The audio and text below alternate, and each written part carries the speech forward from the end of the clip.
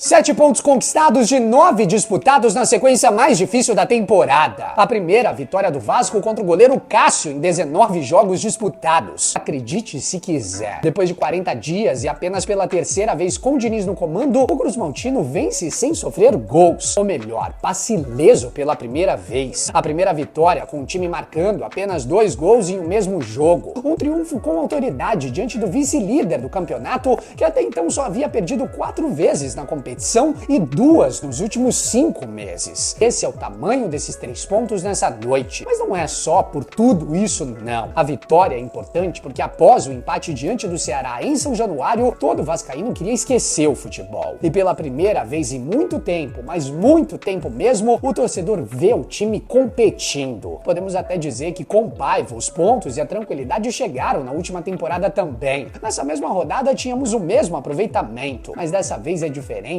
porque pro time de Diniz não existe adversário e nem camisa pela frente. O Vasco vai jogar da mesma forma contra qualquer adversário. Isso é a ideia de jogo. Isso é o que tanto pedíamos há tanto tempo. Desde a partida contra o Ceará, eu voltei a frequentar São Januário e em todos os jogos desde então eu tive presente. O que eu mais ouço ao redor é o desespero do adepto com a saída de bola de Diniz. Porém o treinador, assim como é teimoso com as suas escolhas, também cisma com aquilo que ele acredita. E é justamente por conta disso que o futebol voltou a ter graça para nós. Diante do Fortaleza, São Paulo, Melgar, CSA e Santos, já tínhamos visto um esboço de tudo isso, mas sabíamos que era passageiro. Afinal, como confiar apenas nessas ideias se a nossa defesa ao longo de todos os últimos anos e décadas não nos passa segurança? Mas quem diria que a risadinha do João Vitor, a contratação mais cara da história do Vasco, no dia em que a torcida foi cobrar o time no CT, seria também o maior efeito borboleta dos últimos anos nesse clube. A atitude do zagueiro trapalhão fez com que o torcedor se revoltasse e passasse a lhe vaiar em todos os seus minutos com a camisa do clube, até pedir para sair. A sua venda obrigou o Vasco a buscar outros zagueiros. A revolução começa justamente aí. Cuesta e Robert Renan, diante do terceiro melhor ataque do campeonato nessa noite contra o artilheiro do Brasileirão, fizeram uma partida soberba, como há muito tempo não se via de uma dupla de zaga do Vasco. Não apenas na segurança defensiva que se complementava com os combates dos laterais e dos cães de guarda Barros e Hugo Moura. Os zagueiros foram essenciais também na saída de bola e inversões perfeitas que apenas comprovam que Diniz não é tão exagerado assim ao colocar Robert Renan como um dos melhores zagueiros passadores do mundo, como o técnico afirmou. Ele realmente parece um camisa 10 jogando na primeira linha e fez uma partidaça. O Vasco enfim não é vazado, apenas pela segunda vez no Brasileirão com Diniz. Uma partida de manual em muitos sentidos. Porque quando usamos essa palavra, manual, nos remetemos automaticamente a um passo a passo. Infelizmente hoje temos um lateral que não respeita passo a passo nenhum.